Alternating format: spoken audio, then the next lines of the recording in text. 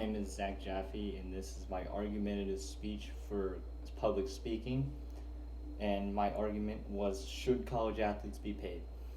This is a debate that has been continuing to this day and has recently been in the public eye because of the Senate and the Congress decision. Colleges, TV companies, sponsors, the list goes on the amount of money that is being made off college athletes. And how much of that money does the athletes see? They see none of it. I believe that college athletes should be paid because of how much money is made off of them in the first place and how much time they put into their sport, and that takes away from the educational time. For many years, whether college athletes should be paid has been discussed, from the cancellation of the insanely popular NCAA video games to the punishment of athletes who have accepted money from someone by mistake or have signed memorabilia for a small amount of cash to help with their college expenses. And NCAA has been very greedy when it comes to money involved in the lucrative business of college sports. The NCAA and colleges can earn money from bowl games, TV rights, sponsorships, media, etc. The money they can get is more than enough to be able to compensate some of the players that is earning them these millions of dollars.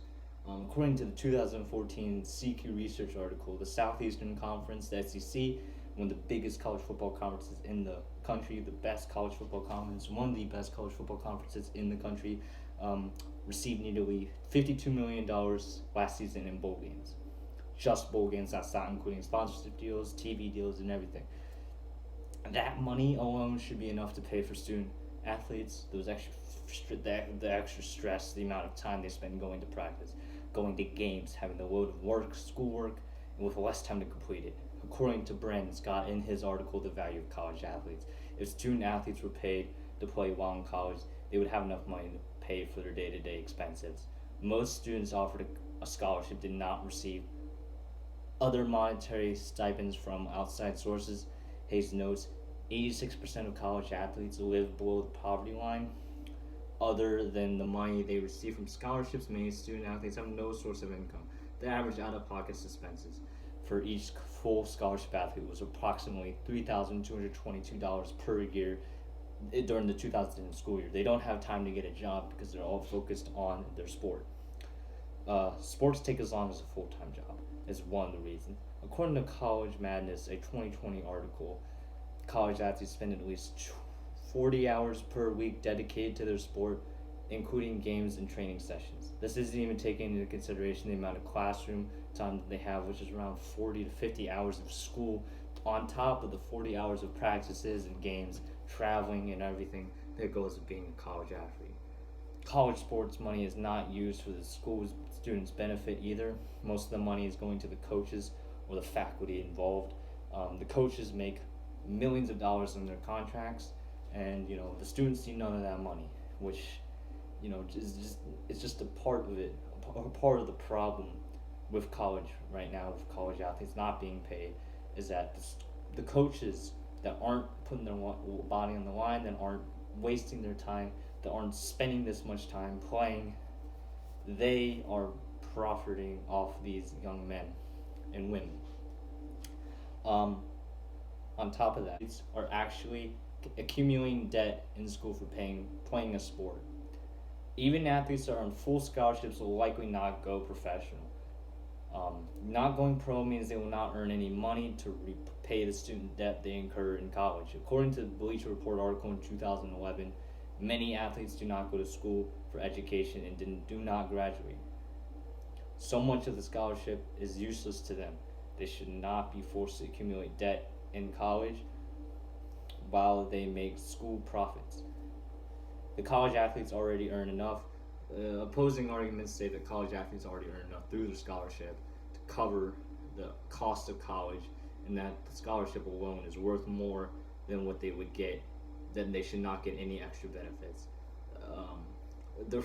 I refute that to saying that the scholarship only covers some of the costs.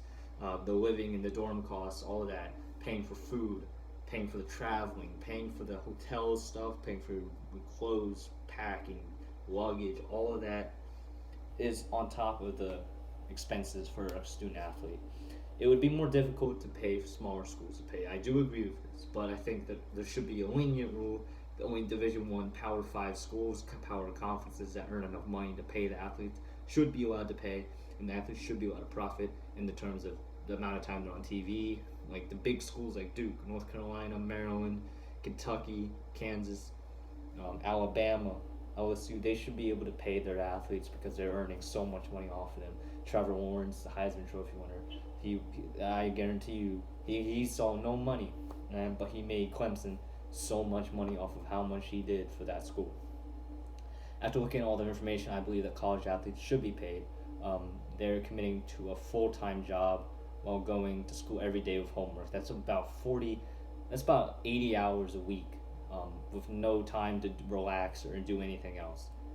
The money earned off the players who are performing, who are wearing the jerseys, do not go toward the facilities improving the school, improving the team. Rather, they go towards the coaches and the faculty and the boosters that already have a ton of money because of their lucrative contracts. All of these reasons are just a few reasons why student athletes should be paid. It gives them more financial security for the future in case they don't go pro, or in case they get an injury. They have more money. They have money to fall back on to finish their degree. Go back to school. A lot of these guys that have gone pro, that fail, maybe they get hurt in the first year. They don't have any money to fall back on. They don't have any money to go back to school and try to get a degree. So I think that this money could be set aside for some of these student athletes to help them cover the costs of going back to school, being able to get that higher education while still being able to play the sport that they love. But the amount of money that the schools and the NCAA is profiting off these young men and women is disgusting, and I think that major change needs to happen in order for them to earn some of that money back, that they shouldn't see none of it, that they should see some of it to pay for the school, whether that pay for school, whether that pay for the future, whether that pay for them to continue school in general. I think that it's all been, they deserve to see that money, which is why I think that student athletes should be paid money, and I think that the NCAA and schools know this, and I think that major change needs to happen.